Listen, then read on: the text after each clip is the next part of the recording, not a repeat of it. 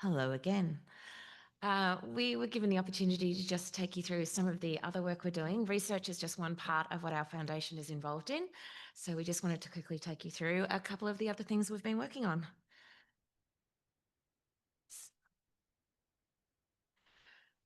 So, gone through this before, as we said, our foundation launched in October 2023.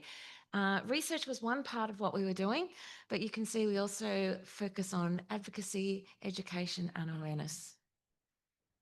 So we have a board of directors. They supervise and operate the company. We are a non-profit charitable organisation. But first and foremost, we have to run this company. So we have a group of directors that do that. They oversee governance, research, outreach, and of course the financials. Underneath that, we have a layer which is our executive committee. They are all PURA families. And those PURA families are the ones that help reach out to the community. We have a parent representative for each of the states that we have families in, and we also have representatives from New Zealand that are part of this. We have fundraising committees for events, and we bring in members of the community to do this. Of course, we have our PURA families, and then we have the research institutes that we work together with. So there are 5 areas that we've kind of worked on and been involved with. They are education and advocacy, awareness, community support, and then of course our research. So in terms of education, it's all about empowering the rare disease community and involving our families. So along with the other foundations, we raise awareness on Rare Disease Day. We had directors from the company who attended Parliament House in Canberra. We had a representative attend the Parliament House in New Zealand, and we also did presentations on the day at different genetic organisations. So it's really about making sure that PURA syndrome is heard on these Rare Disease Day events. We ensure that our families have the opportunity to share their stories, including their diagnostic journey, their milestones, those everyday moments that we know to be PURA syndrome. And that helps us to inform the greater community about what it means to live with PURA syndrome. We empower our parents as advocates. Those parent support roles are people who are experienced. They have been in our community for a while. And as new members arrive in the different states, our country is very large, it's spread out, then we're able to make sure that they get support and advice. And then, of course, just raising the profile of PURA syndrome itself with genetic institutes, genetic counsellors, and our geneticists nationally, in the hope that when new cases do come along, they point them towards us. So in terms of awareness, it's building partnerships, and that means with research institutes and researchers, and especially, I don't know, this is something that the Global Foundation's been doing as well with other rare disease organisations.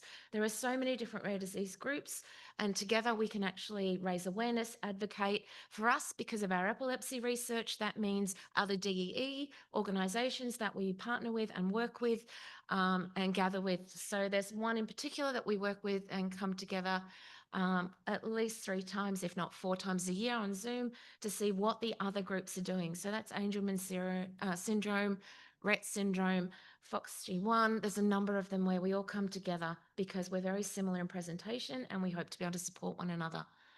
Linking with our global PURA family, of course, coming to these events, but also reaching out to the other foundations. We now have multiple foundations across the globe, all representing different families in different countries, as well as our global foundation. So we want to make sure that we are spending time and connecting with those organisations that share our mission. And then, of course, there's our PURA Purple, as we call it. We have events, we have recognition across social media, and we use our PURA Purple to help our community connect and find us. So this is some of us out about in the community. We have events that we run. We run them across Australia because our families are spread out. We have a very large country.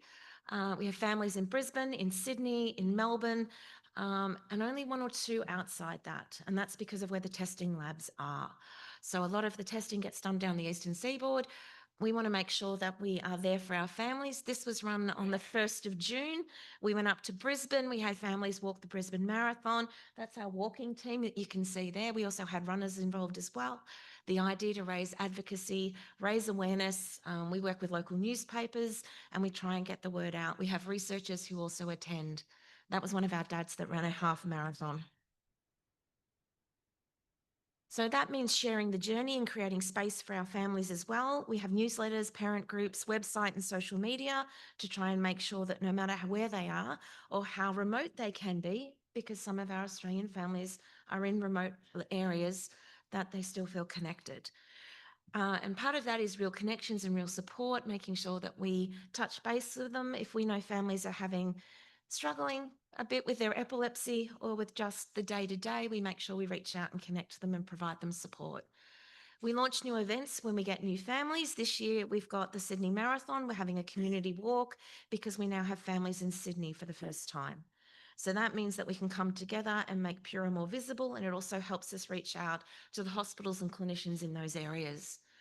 And then we consolidate our established events. So we have yearly events in Melbourne and Brisbane. Our Melbourne event this year, for the first time, will involve some of our researchers gathering to educate our families and provide some updates on research to them. Since they fundraised this, it's really important that they also have agency with the research, that they're involved in what happens and how it happens. And we want to make sure that we're giving them that time and opportunity to provide feedback and to ask the questions about the research they're helping to fund.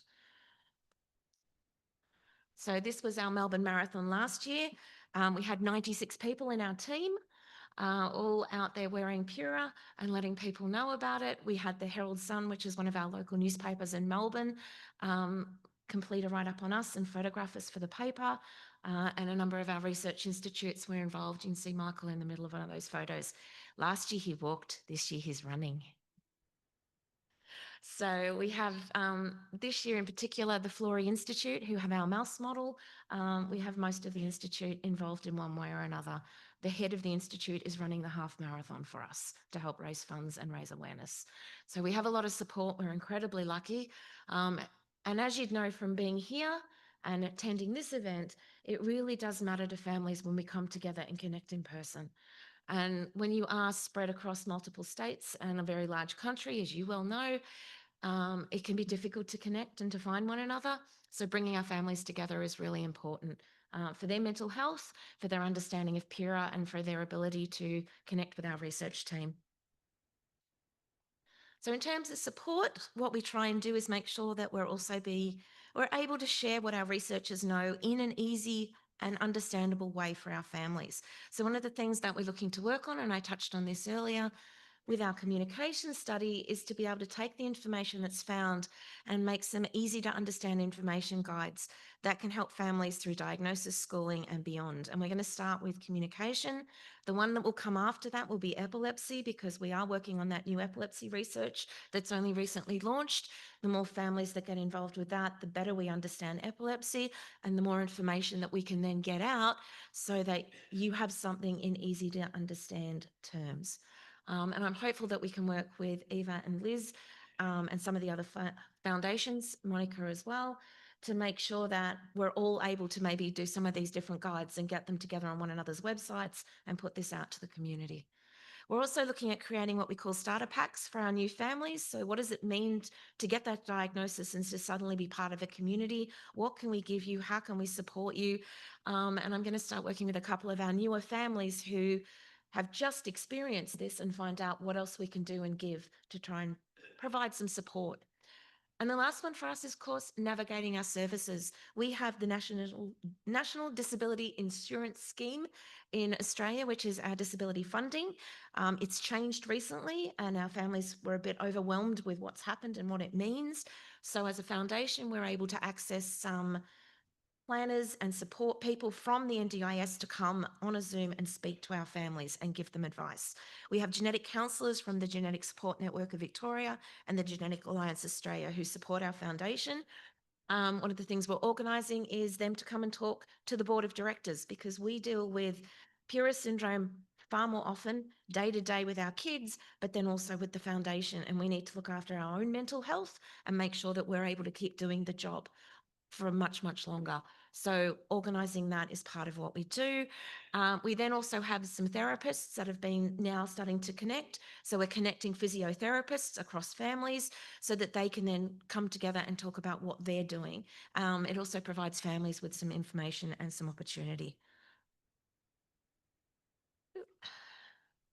that one. There we go.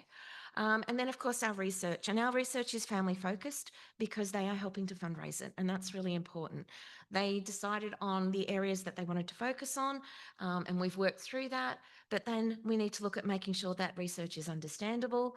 We're also collaborating across the health system.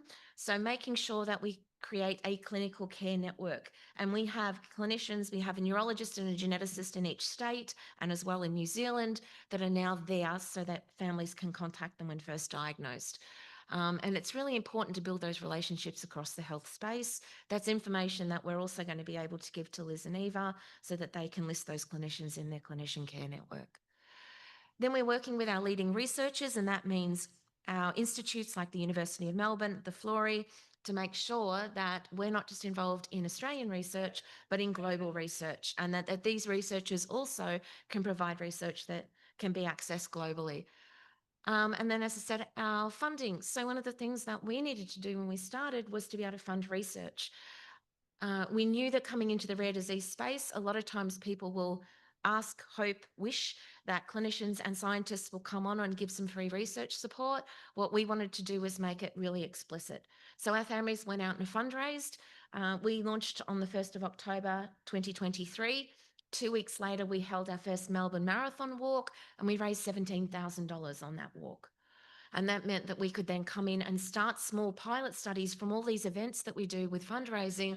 These pilot studies then are the lead on to much larger grants once we've got evidentiary proof of what we need, and we can take that to government granting.